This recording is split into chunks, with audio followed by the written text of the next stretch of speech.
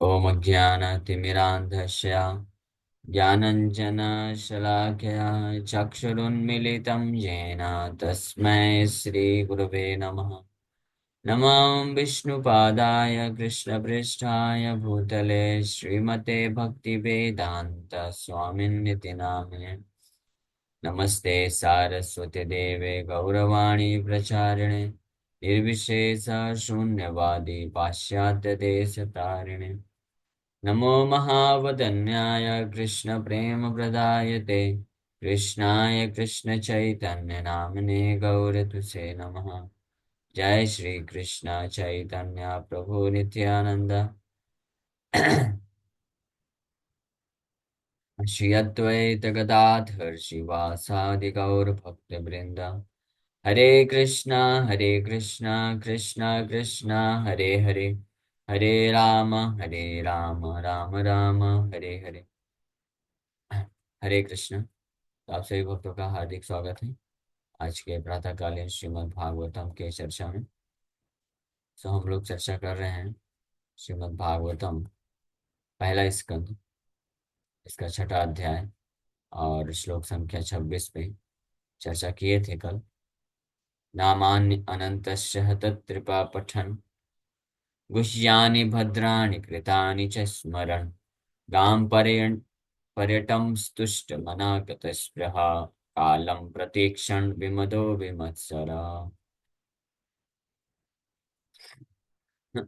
Thus I began chanting the holy name and fame of the Lord by repeated recitation, ignoring all the formalities of the material world. Such chanting and remembering of the transcendental pastimes of the Lord are benedictory. So doing, I traveled all over the earth, fully satisfied, humble, and unenvious. So, such chanting and remembering of the transcendental pastimes of the Lord are benedictory. The, the only benediction Narad Muni wanted was the attainment of complete love for the Supreme Lord. Narad मुनि का इच्छा था भगवान का एक बार शक्र दर्शितम रूपम, एक बार भगवान के रूप का दर्शन प्राप्त करने के पश्चात और उनका शब्द ध्वनि है, शब्द उदार, कृपापूर्ण जो वचन भगवान को बोले, वो सुनने के बाद हृदय में नारद मुनि के तीव्र लालसा उत्पन्न हो गई। केवल एकमात्र यही आशीर्वाद प्राप्त करने की कि कब ऐसे भगवान का पार्षद बन सकेंगे, कब ऐसे भगवान का संग प्राप्त होगा, आश्रय प्राप्त हो जाएगा पूर्ण रूप से। और ये बेनेडिक्शन जो है नारद मुनि चाहते थे, भगवान के आदेश पे वो चालू कर दिए। क्या? गाम पर्यटम तुष्ट मनगत स्पृहा कालम प्रतीक्षण विमदो विमत्सरः नामानि अनंतस्य पठन, भगवान के निरंतर नाम का जप करना, गुह्यानि भद्राणि कृतानि च स्मरण, और उनके भद्राणि कृतानि के all auspicious, all बेनिडिक्टरी, Prabhupada ji लिख रहे हैं, हर प्रकार का आशीर्वाद प्रदान करने वाले अ, कार्यकलापों का स्मरण और गायन करना प्रारंभ कर दिए। और इस प्रकार से अन्य, क्योंकि अन्य कोई वासना नहीं थी हृदय में, अन्य कोई इच्छा नहीं रह गई हृदय में, completely freed from all material desires. हर प्रकार की भौतिक इच्छाओं से मुक्ति का अर्थ एक यहाँ पे ये भी पता चलता है। भगवान पिछले श्लोक में बोले अनघा। अनघा मतलब हर प्रकार के पाप से आप मुक्त हैं। क्यों? क्योंकि you have desire only to attain me, केवल मुझे प्राप्त करने की आपकी इच्छा है, इसलिए अनघा है, इसलिए अनघा भगवान बोलते हैं। और यही है भौतिक कलमश, भौतिक इच्छाओं से मुक्त होना। भौतिक इच्छाओं से मुक्त होने का अर्थ क्या है? अर्थ यही है, जब भक्त के हृदय में केवल कृष्ण को, केवल ओनली एंड ओनली माम एकम शरणम व्रज, केवल और केवल कृष्ण का सेवा करने का, कृष्ण के चरण कमलों में आश्रय प्राप्त करने का एकमात्र इच्छा रह जाता है। So that is the state of freedom from all material desires. समस्त भौतिक इच्छाओं से मुक्ति का वो परफेक्ट स्टेट होता है, परफेक्शनल स्टेज होता है। कुछ लोग होते हैं जो बाहरी रूप से, जो ग्रॉस मटेरियल सेंस ग्रेटिफिकेशन है, उसको तो त्याग देना चाहते हैं क्योंकि उससे दुख मिलता है। लेकिन another material desire, another kind of material Dzire जो है, अन्य जो भौतिक इच्छा आ जाती है, कि भौतिक इच्छाओं से मुक्त होकर के दुख से बच जाएं और मोक्ष को प्राप्त कर लें। प्रभुपाद जी लिखते हैं कि that is also a kind of material desire, although it appears to be spiritual. आध्यात्मिक लगने वाला भी ये भी एक भौतिक इच्छा में ही इसका गणना होता है, क्योंकि इसमें भी उस व्यक्ति की इच्छा क्या होती है कि वो अपने ही संतुष्टि के लिए कार्य करना चाहता है। इसलिए क्लियर कट डेफिनेशन ऋषिदास कविराज गोस्वामी बताते हैं, आत्मेंद्रिया प्रीतिवांछा धरे कामना, पृष्ठेंद्रिय तृप्ति इच्छा धरे प्रेम। अपने अपने इंद्रियों की अपने सुख संतुष्टि के लिए या सुख के लिए अगर कोई कामना करता है तो वो काम है, भले ही वो आध्यात्मिक स्तर पे जाकर क्यों ना हो। तो ऑफ कोर्स जो भगवान के शुद्ध भक्त होते हैं तो आध्यात्मिक स्तर पे होते हैं और बहुत सारी कामनाएं रखते हैं भगवान की सेवा के लिए, तो that is not material desire, वो भौतिक इच्छा नहीं। लेकिन आध्यात्मिक स्तर पे कार्यशील रहने वाले ऐसे व्यक्ति जो मुक्ति कामी होते हैं, मुक्ति कामी यहाँ पे रेफर करता है, they want to merge in the existence of God. भगवान को सेवा करने की इच्छा नहीं है, लेकिन भगवान में जाके विलीन हो जाने की इच्छा है। इस भौतिक संसार के दुख से जंजाल से जो है परेशान होने पर इस प्रकार की जो इच्छा रखते हैं, तो वो भौतिक इच्छा के अंतर्गत ही आता है। इसलिए कविराज गोस्वामी अन्यत्र बताते हैं, भुक्ति मुक्ति सिद्धि कामी सकल अशांत, कृष्ण भक्त निष्काम तयेव शांत। भुक्ति मुक्ति सिद्धि, भुक्ति भौतिक भोग प्राप्त करने की इच्छा रखने वाले, मुक्ति भौतिक भोग को त्याग करके मोक्ष को प्राप्त करने की इच्छा रखने वाले, और सिद्धि कामी, सिद्धि प्राप्त करने वाले, परफेक्शन प्राप्त करने वाले जो व्यक्ति होते हैं, इच्छा रखने वाले।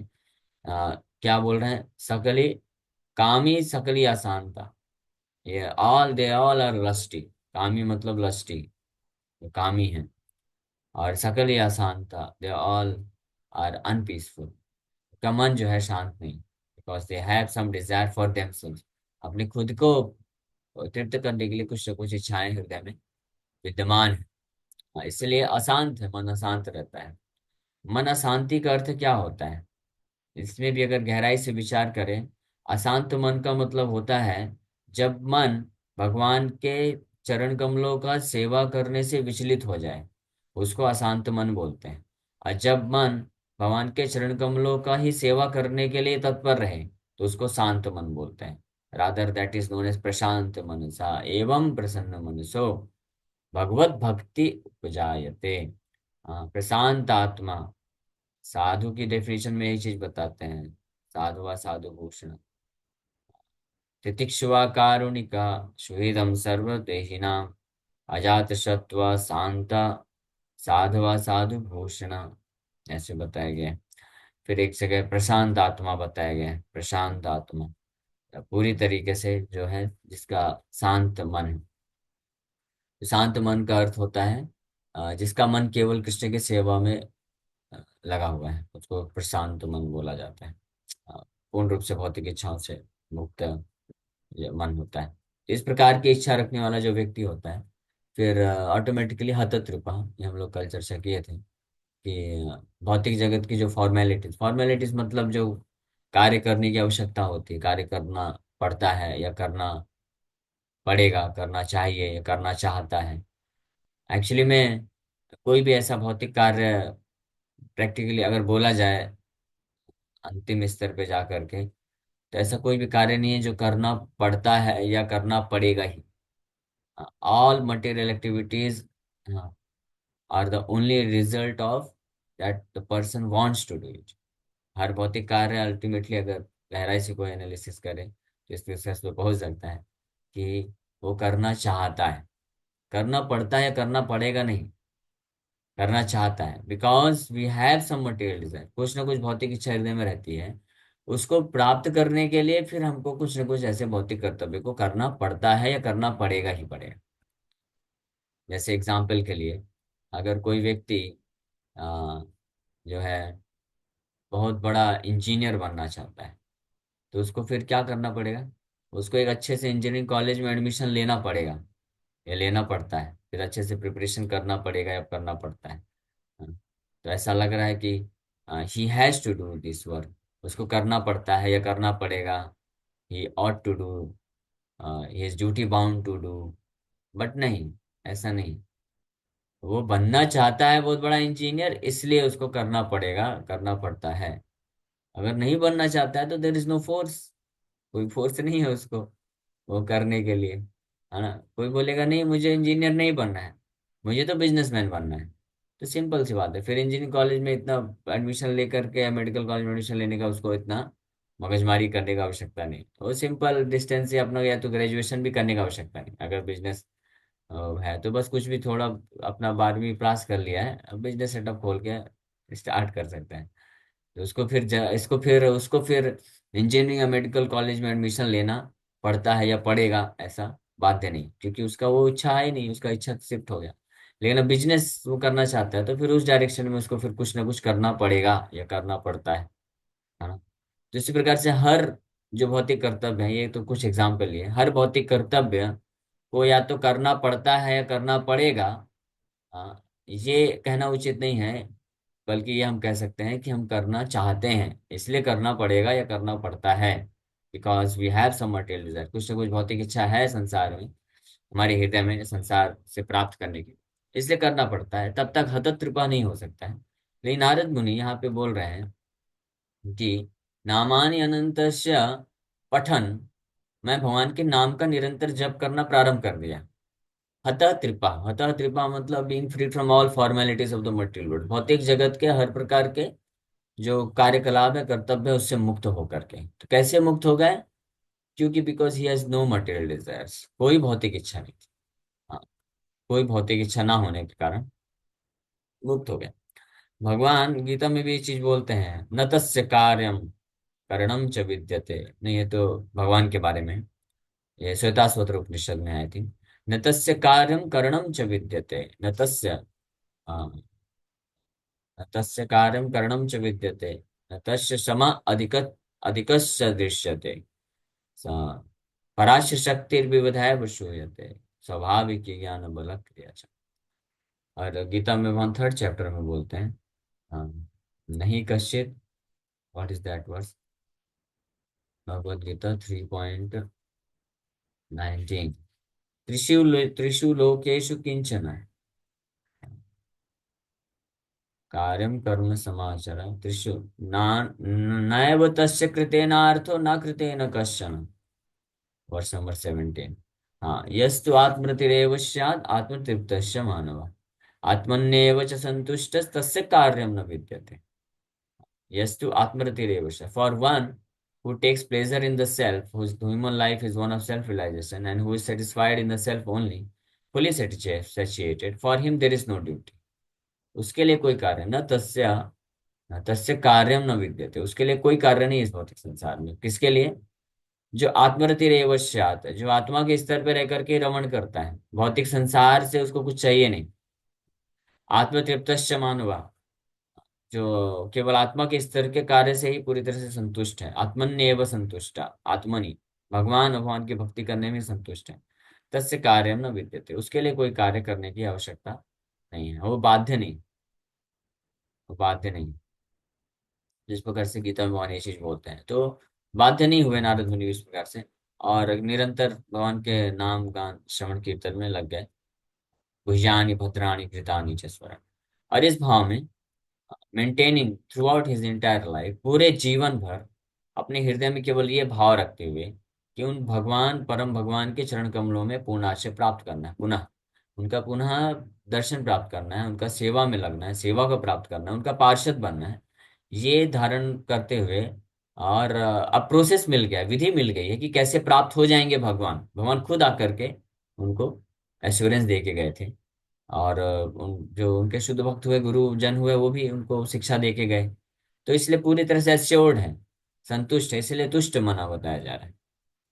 गाम पर्यटम तुष्ट मना गतस्पृह, फिर से वर्ड यूज हो रहा है, गतस्पृह, तुष्ट मना, पूरी तरह से संतुष्ट मन होकर के गाम मतलब पृथ्वी में भ्रमण करने लग गए। क्या करते करते ये प्रोसेस जो है, नामानि अनंतस्य पठन गुह्यानि भद्राणि कृतानि च स्मरण, भगवान के कॉन्फिडेंशियल कार्यकलाप जो हैं, गुह्य गुह्य कार्यकलाप, दिव्य कार्यकलापों का स्मरण और गायन, और नाम का निरंतर कीर्तन स्मरण करते हुए पूरे पृथ्वी में भ्रमण करने लग गए। That is the stage of संन्यास। जो संन्यास का स्टेज है यही होता है, सन्यासी मतलब यही। वो ट्रेवल ऑल ओवर, पूरे पृथ्वी में ट्रेवल करते हैं, भगवान कृष्ण का गुणगान करते हैं। That's all, that is the only business और ड्यूटी ऑफ अ सन्यासी। तो गाम पर्यटम तुष्ट मना, पूरी तरह से मन में संतुष्ट होकर के, गत स्पृहा, completely free from all material desires, क्योंकि पूरी तरह से भौतिक इच्छा से मुक्त है, तो और कोई कार्य करने के लिए बाध्य नहीं है। हत त्रिपह, तो अब केवल एक ही कार्य बचा है, यही करना है, भगवान के चरण कमलों में प्राप्त करने के लिए आश्रय। नामान्यनंतस्य पठन भुजानि भद्राणि कृतानि च स्म। और इस प्रकार से कालम प्रतीक्षण विमदो विमत्सरा, बस समय व्यतीत कर रहे हैं, कालम प्रतीक्षण, उस काल का प्रतीक्षा कर रहे हैं, इंतजार कर रहे हैं जब मैं शरीर छोड़ूंगा। जिस दिन, जिस क्षण मैं अपने शरीर को छोड़ूंगा, उस क्षण का इंतजार कर रहे हैं। तब तक, जब तक ये शरीर है, क्योंकि भगवान गारंटी दी है कि इस जीवन में नारद आप मुझे नहीं दर्शन कर पाओगे। दुर्दर्शो अहम कुयोगी नाम। हाँ, अविपक्व कषायाणाम दुर्दर्शो अहम कुयोगी नाम। भगवान बोल के गए थे ना कि इस जन्म में नारद, हंत एवास्मिन जन्मनि माम भूतदृशो। भगवान बोले अच्छी अच्छी कि आप नहीं देख पाओगे इस जन्म में। यानी जैसे ये शरीर आप भ्रमण करोगे, श्रवण कीर्तन करोगे, और जैसे ये शरीर, ये जीवन आप खत्म होगा आपका, जैसे मृत्यु को प्राप्त करोगे, इमीडिएटली आप मेरे को दर्शन, मुझे मेरा साक्षात्कार प्राप्त करोगे। मैं सामने खड़ा रहूंगा आपके, आप मेरे पार्षद बन जाओगे। तो इस प्रकार से उस क्षण का इंतजार कर रहे थे, ये अंतर है। हाँ, एक शुद्ध वैष्णव में और भौतिकवादी व्यक्ति और वैष्णव में अंतर है। भौतिकवादी व्यक्ति उस क्षण से डरते हैं कि वो क्षण ना आ जाए। कौन सा क्षण? मृत्यु का काल ना आ जाए, कब मृत्यु आ जाएगी, डरते हैं। लेकिन जो वैष्णव होता है उस क्षण का इंतजार करता है कि कब मेरा ये जो फाइनल ड्यूरेशन ऑफ लाइफ है, ये टर्मिनेट हो जाएगा, टर्मिनेट करने वाला है। तो उस क्षण जैसे ही शरीर छोड़ेंगे, तो साक्षात्कार भगवान का, साक्षात्कार भगवान का पार्षद बन सकते। तो इसलिए कालम प्रतीक्षण, वो प्रतीक्षण का अर्थ होता है कि जितना, जब तक वो समय नहीं आता तब तक अपने आप को पूरी तरीके से इस माया संसार से बचा करके भगवान के निरंतर सेवा में लगा के रखना है। इसको बोलते हैं विमदो विमत्सरहा। मत्सरहा मतलब ईर्ष्या, विमत्सरहा मतलब फ्री, विगत मत्सरहा। हाँ, विमदह मतलब पूरी तरह के अहंकार, मिथ्या भावना, इस संसार के प्रति जो मिथ्या भावना है, देहात्म बुद्धि, कि मैं ये शरीर हूँ और ये मैं इस संसार का हूँ, ये संसार मेरा है, या इस संसार से मुझे कुछ प्राप्त करना है। इस भावना को मद बोलते हैं, मद, पागलपन बोलते हैं। मद का अर्थ होता है पागलपन, या इसी को बोलते हैं अहंकार से जनरेट होता है, मिथ्या अहंकार। विमद होकर के मतलब विगत मद, विगत मता, मद से मुक्त होकर के, इस भावना से पूरी तरह से मुक्त हो चुके हैं कि मैं इस संसार का हूँ, या इस संसार से मुझे कुछ प्राप्त करना है या मेरा कोई सगा संबंधी। तो जब अपने आप को शरीर ही नहीं समझे कि मैं ये शरीर हूं ही नहीं, जब ये शरीर नहीं हो तो खत्म, बाकी सारे कनेक्शन इमीडिएटली खत्म हो जाए। तो अहम मम इति भाव अपराध, ये हरियाणा चिंतामणि में लोग चर्चा कर रहे हैं। तो जब अहमता का भाव कोई त्याग देता है कि मैं ये शरीर नहीं हूँ, जैसे ये इस अंडरस्टैंडिंग में आ जाता है कि मैं शरीर नहीं, मैं भगवान का नित्य सनातन दास हूँ, अंश हूँ, तो इमीडिएटली फिर इस शरीर से संबंधित सारे जो है अपने आप डिसमेंटल हो जाते हैं, संबंध खत्म हो जाता है। ये भी एक टेस्ट है कि कितनी मात्रा में हम देहात बुद्धि से ऊपर उठे हैं, ये शारीरिक चेतना से हम मुक्त हो चुके हैं, कि हम ये समझ चुके हैं, साक्षात्कार प्राप्त कर चुके हैं कि हम ये शरीर नहीं, हम आत्मा हैं। ये कैसे पता चलेगा? उतनी मात्रा में शरीर से संबंधित वस्तु, व्यक्ति, स्थान, परिस्थिति से हमारा जो कनेक्शन है या अटैचमेंट आ सकती है, वो नष्ट होना चाहिए। अगर ये शरीर से संबंधित, हाँ, कोई भी आसक्ति है, तो इसका मतलब अभी हम शारीरिक चेतना में या भौतिक देहात बुद्धि की चेतना में। अपने आप को कोई अगर आइडेंटिफाई करता, पहचान करता है कि मैं मनुष्य हूँ, मैं भारतीय हूँ, मैं हिंदू हूँ, मैं डॉक्टर हूँ, मैं इंजीनियर हूँ, मैं पति हूँ, मैं पत्नी हूँ, मैं बच्चा हूँ, मैं फलाना जाति का हूँ, फलाने धर्म का हूँ, मैं इस देश का हूँ, मैं इस समाज का हूँ, मैं इस स्थान का हूँ, ये मेरा जन्म स्थान है, ये मेरे सगे संबंधी है, मेरे परिवार वाले हैं। इस प्रकार की भावना जब तक रहती है तो इसका मतलब अभी भी देहात्म बुद्धि की भावना है, यानी शरीर, अपने आप को शरीर समझने की भावना भी विद्यमान। लेकिन जैसे ही कोई ये शारीरिक देहात बुद्धि की भावना से मुक्त होता है, वो हमेशा केवल ये आइडेंटिफाई कर पाता है, ये पहचान करता है कि मैं कृष्ण का दास हूँ, और ये सारा जो सृष्टि है, जगत है, कृष्ण का है। हाँ, ये सारे जो लोग हैं ये कृष्ण के अंश हैं, कृष्ण के हैं। ये दुनिया कृष्ण का है, ये संपत्ति कृष्ण की है, ये जगह कृष्ण का, प्रॉपर्टी कृष्ण का है, संसार कृष्ण का है।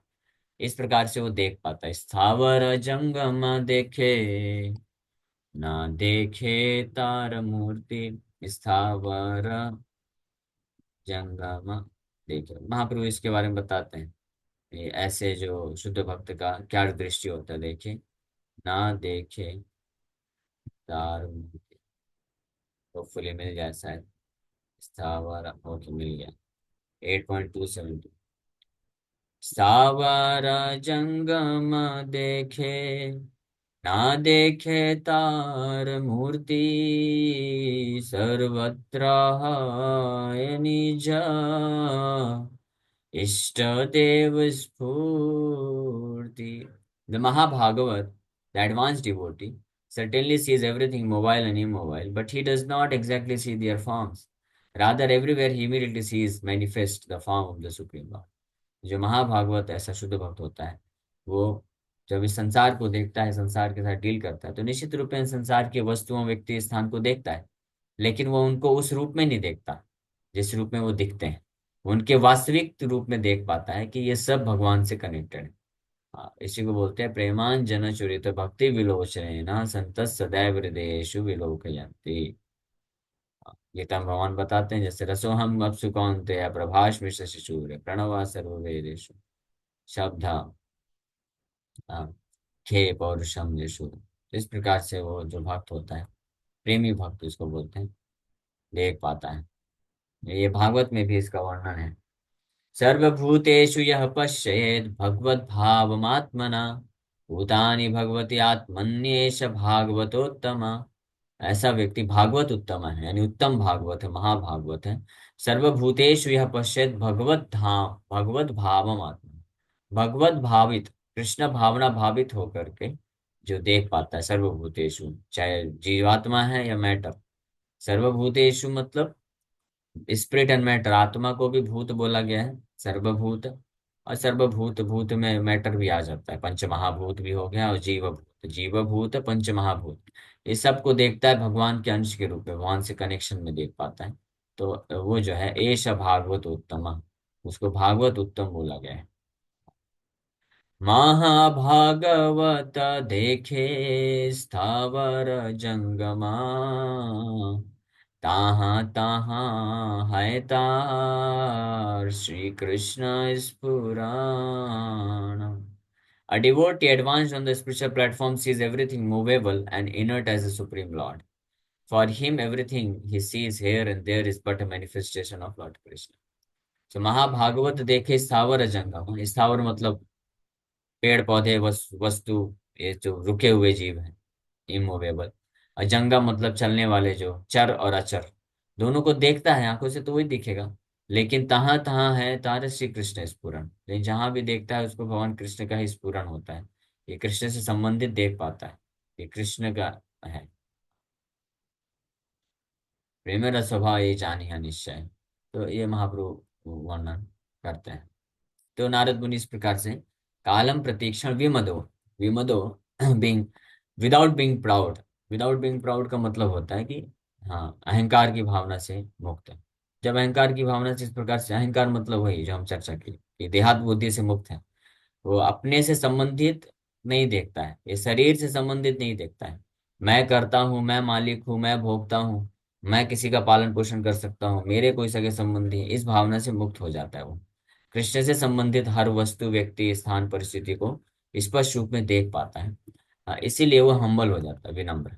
ये है विनम्रता का अर्थ। विमदा मतलब विनम्रता, विनम्र हो जाना कि सब कुछ कृष्ण का, nothing belongs to me and nothing belongs to every anyone else. ना तो कोई भी चीज, कोई भी वस्तु मुझे बिलोंग करती है, मेरी नहीं है, कृष्ण की है, ना ही किसी अन्य लोगों की। इसलिए ऐसा जो भक्त होता है, जो हम्बल सेज, जो विनम्र होता है, तो असली विनम्र व्यक्ति वो नहीं है जो सांसारिक वस्तुओं को, सांसारिक लोगों को त्याग दे। वो असली विनम्र नहीं। वो केवल त्याग देते, वो तो ज्ञानी जो होते हैं, मायावादी होते हैं, वो लोग त्याग देते हैं। किस किस भावना में त्याग देते हैं? ये सोच करके कि इससे हमको दुख मिलता है, इसलिए त्याग देते हैं। ये हमारा नहीं है, माया है, माया, दिस इज ऑल माया। माया माया माया बोल करके त्याग देते हैं। लेकिन जो वैष्णव होते हैं वो वास्तविक रूप में विनम्र होते हैं, क्योंकि वो ये तो जानते हैं कि ये मेरा नहीं है, ये हमारा नहीं है, मेरे को बिलोंग नहीं करता कुछ भी। इन साथ में ये भी जानते हैं किसका है, तो इसलिए उनके उनको अर्पण करते हैं। भगवान का है सब कुछ, इसलिए वो सब कुछ लेते हैं, सारी सांसारिक वस्तु व्यक्तियों को लेकर के भगवान के चरण कमलों की सेवा में लगा देते हैं। अपने सेवा में अपने लिए इस्तेमाल नहीं करते, अपने भोग के लिए इस्तेमाल नहीं करते। इसको बोलते हैं असली विनम्रता, है ना। प्रभुपाद जी अ, को एक बार प्रभुपाद जी कहीं पे गए थे, प्रवचन दिए। तो वहां पे कुछ लोग थे, वो आकर के कुछ डोनेशन दे रहे थे। तो अन्य लोग प्रभुपाद जी जैसे डोनेशन दिए, तो जो जो देता जा रहा था लेते जा रहे थे, है ना, खुद से लेते जा रहे थे। ऐसा कोई ये सब नौटंकी नहीं कर रहे कि नहीं नहीं ये सब माया है, माया हम टच नहीं करते हैं, पैसा हम टच नहीं करते हैं।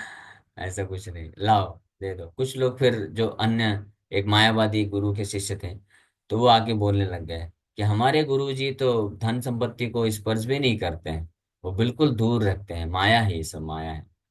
रूपा जी बोले लेकिन हम तो सब लेते हैं, आप ला के दे दो पूरा। आपके गुरुजी नहीं स्वीकार करते ना, तो आप पूरा ला के दे दो हमको। पूरा पृथ्वी आप हमको दे दो, हम पूरा पृथ्वी कृष्ण की सेवा में लगा देंगे, क्योंकि सब कुछ कृष्ण का है, तो रिजेक्ट नहीं कर सकते हैं। तो मायावादी लोग, इसीलिए उनको मायावादी बोला जाता है, क्योंकि सब माया माया बोल करके वो त्याग देते हैं। और जो वैष्णव होते हैं वो सब कृष्ण की सेवा में लगा देते हैं। और जो भोगी होते हैं सब अपनी सेवा में लगाते हैं। ये अंतर है ना, डिफरेंस। भोगी, त्यागी और योगी, ये तीन शब्द हैं, भोगी त्यागी योगी। हाँ। परफेक्ट भोगी कौन है? जो सोचता है कि अहम करता, मैं ही करता हूँ, अहम भोगी ईश्वरो अहम, मैं ही ईश्वर हूँ, मैं ही भोगी हूँ, सब कुछ मेरे एंजॉयमेंट के लिए, उसको परफेक्ट भोगी बोलते हैं। हाँ, और सबसे बड़ा असुर, असुर बोल सकते हैं उसको। और त्यागी वो होता है जो सोचता है कि मैं तो भोग कर नहीं सकता। हाँ, ग्रेप्स आर सोर। एक लोमड़ी थी, वो बहुत जंप लगा लगा करके अंगूर खाने का प्रयास कर रही थी, लेकिन फाइनली वहां तक पहुंच नहीं पाई। तो उसने अपने आप को संतुष्ट कर लिया ये बोल करके कि अरे ये अंगूर खट्टे हैं, छोड़ दो।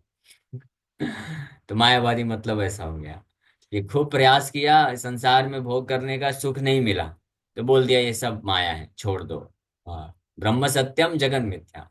तो बाहरी रूप से बोल देते ब्रह्म सत्यम जगन मिथ्या, लेकिन वही मिथ्या जगत का स्मरण चलता रहता है, इसको मिथ्याचारी बोला जाता है। इसलिए मिथ्या जगत का स्मरण या अस्ते मनसा स्मरण, भगवत गीता तीसरे अध्याय में भगवान बोलते हैं, छठे सातवें नंबर श्लोक के आसपास। या अस्ते मनसा स्मरण मिथ्याचारी स उच्यते। तो जगन मिथ्या, मिथ्या जगत को बोल करके त्याग देते हैं बाहरी रूप से, लेकिन वही मिथ्या जगत का स्मरण चलता रहता है कि कैसे मैं भोग कर सकूं।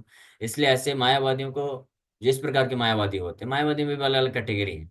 कुछ लोग बाहरी रूप से तो भोग को त्याग देते हैं, लेकिन अंतःकरण से फिर वो स्मरण बना रहता है और वो भोग करते रहते हैं। तो आज कलयुग की दुर्दशा के कारण मोर देन 95% मायावादी इसी कैटेगरी में। तो असली मायावादी भी नहीं मिलेंगे, आदि शंकराचार्य के जो ट्रू फॉलोवर है वो मिलना मुश्किल है। तो उसको मिथ्याचारी बोला जाता है। लेकिन जो त्याग भी देते पूरी तरीके से, उनको मायावादी बोला जाता है, मतलब इल्यूजन में है वो पूरी तरीके से। लेकिन परफेक्ट कौन होता है? योगी होता है परफेक्ट। योगी मतलब भक्त, शुद्ध भक्त जो होता है वो परफेक्ट योगी है, 100%। क्योंकि वो विनम्र होता है, 100% विनम्र होता है। वो अपने लिए कुछ भी इस्तेमाल नहीं करता, सब कुछ कृष्ण के लिए इस्तेमाल करता है। ये अर्थ है यहाँ पे। नारद मुनि जो बोल रहे हैं कि कालम प्रतीक्षण विमदो विमत्सरा। विमदो मतलब being freed from all proud, मिथ्या, फॉल्स ईगो, पूरी तरह से मिथ्या अहंकार से मुक्त होकर के। और विमत्स रहा, विमत्स रहा मतलब कोई ईर्ष्या नहीं, क्योंकि ऑलरेडी गता स्पृहा, गता स्पृहा मतलब भौतिक इच्छा से मुक्त है। हता त्रिपा, हर प्रकार के भौतिक कार्यकलापों से मुक्त है। हता त्रिपा मतलब कि कोई कार्य न तस्य कार्यम विद्यते, कोई कार्य करने के लिए उनको बाध्य ही नहीं है। नोबडी कैन फोर्स हिम, कोई उनको बोल नहीं सकता कि आपको ये करना पड़ेगा, नहीं करना पड़ेगा। क्यों? क्योंकि गता स्पृहा है, कोई भौतिक इच्छा है नहीं। जब कोई भौतिक इच्छा नहीं है तो कोई कार्य करने के लिए, भौतिक कार्य करने के लिए बाध्य नहीं है। तब केवल एक ही कार्य बचा, क्या? केवल कृष्ण का निरंतर सेवा करना है। इसीलिए जब ये गता स्पृहा है और कोई भौतिक कार्य करने के लिए बाध्य नहीं है, तो कोई मत्सरता नहीं, ईर्ष्या नहीं है। क्योंकि ईर्ष्या कब आती है? जब हमारे हृदय में कुछ इच्छाएं हैं लेकिन हम पूरा नहीं कर पा रहे, किसी कारणवश कैपेसिटी कम है, या बुद्धि कम है या रिसोर्सेज कम है, लेकिन अन्य कोई व्यक्ति प्राप्त कर ले रहा है तो ईर्ष्या आती है कि अरे वो कैसे प्राप्त कर लिया। लेकिन जो जिसका हतकृपा है, गतस्पृहा है, कोई भौतिक इच्छा है नहीं, तो इस संसार में केवल रहता है, जस्ट एग्जिस्ट करता है भगवान कृष्ण की सेवा के लिए, चाहे पूरा भौतिक सृष्टि, पूरा भौतिक संसार कोई ले ले, कुछ भी कर ले, उसको कोई फर्क नहीं पड़ता है, क्योंकि ईर्ष्या का भाव से रहित है, इसलिए विमत्सरा, पूरी तरह से विमत्सर होकर के। विमत्सर कौन हो सकता है? जिसके हृदय में ये भावना है ही नहीं कि मेरा कुछ लॉस हो सकता है, क्योंकि वो उसका पोजेशन निष्किंचन, निष्किंचन या अकिंचन होता है, one who only possesses the supreme law, जो केवल भगवान को ही पजेस करना जानता है कि भगवान है मेरे हृदय में, भगवान को ही मुझे प्राप्त करना है। तो अन्य कुछ लॉस होने का या नुकसान होने का या खो जाने का या किसी के द्वारा छीन लेने का कोई सवाल ही नहीं है। भगवान को कोई छीन ही नहीं सकता है मेरे से, तो इसलिए विमत्सर हो जाता है, उसको किसी से ईर्ष्या ही नहीं होती, ना किसी से डर होता है। पूरी तरीके से इस प्रकार से विमद अविमत्सरा होकर के गतस्पृहा भाव में, हत कृपा being freed from all material duties, हाँ क्या करता है सबक, नामानि अनन्तश्च पठन्, गुह्यानि भद्राणि कृतानि च स्मरन्, नाम पर्यटम से तुष्ट मनगत स्पृहा, कालम प्रतीक्षण विमदो विमत्सरा, नामान्यनन्तश्च तत्कृपः पठन्, गुह्यानि भद्राणि कृतानि च स्मरन्, गां पर्यटं स तुष्टमनगतस्पृहा, कालं प्रतीक्षण विमदोऽस्मि विमत्सरः। बहुत सुंदर श्लोक है। इस प्रकार से नारद मुनि खुद वर्णन कर रहे हैं कि किस स्टेज में आकर के वो भगवान का निरंतर नाम जप कीर्तन और स्मरण करना प्रारंभ कर दिए। तो थैंक यू वेरी मच, इसी के साथ यहीं पे विराम करेंगे। किसी भक्त का कोई प्रश्न है तो पूछ सकते हैं, एक ही क्वेश्चन लेंगे, 2 मिनट बचा है बस। हरे कृष्णा हरे प्रभु जी, धन्यवाद। हरे कृष्णा। प्रभु जी, मेरा ये क्वेश्चन है कि जैसे मैं जब से ये कृष्ण भक्ति इस्कॉन से जुड़ी हूँ, तो मुझे ऐसा लगता है कि मैं शरीर नहीं आत्मा हूँ। और मुझे ऐसा लगता है कि मैं इस भौतिक जगत के रिश्ते निभाते निभाते कहीं कृष्णा से ही दूर ना हो जाऊं। तो क्या ये मेरा उचित है या अनुचित? तो ये उचित भी है, लेकिन इसको पालन करना इमीडिएटली ये अनुचित होगा। उचित ये इसलिए है क्योंकि हम अगर भौतिक संसार के नाते रिश्ते में फंसेंगे तो निश्चित रूप में बाधाएं आएंगी, है ना। लेकिन हम अभी छोड़ नहीं सकते हैं, हाँ, क्योंकि हमारे पूर्व कर्म के अनुसार हमको इस जीवन में कुछ ना कुछ परिस्थिति मिलती है। तो उस परिस्थिति में रहते हुए हमको भगवान से का साधन भक्ति करते हुए इंतजार करना चाहिए कि कब भगवान हमको इस भौतिक जो रिस्पॉन्सिबिलिटी मटेरियल ड्यूटीज है उससे फ्री करके पूर्ण रूप से अपनी सेवा में लगा लेंगे, है ना? तो इमीडिएटली आर्टिफिशियल कृत्रिम रूप से हमको अपनी स्थिति चेंज नहीं करना चाहिए, जब तक प्रॉपर तरीके से हम मैच्योर नहीं हो जाते भक्ति में।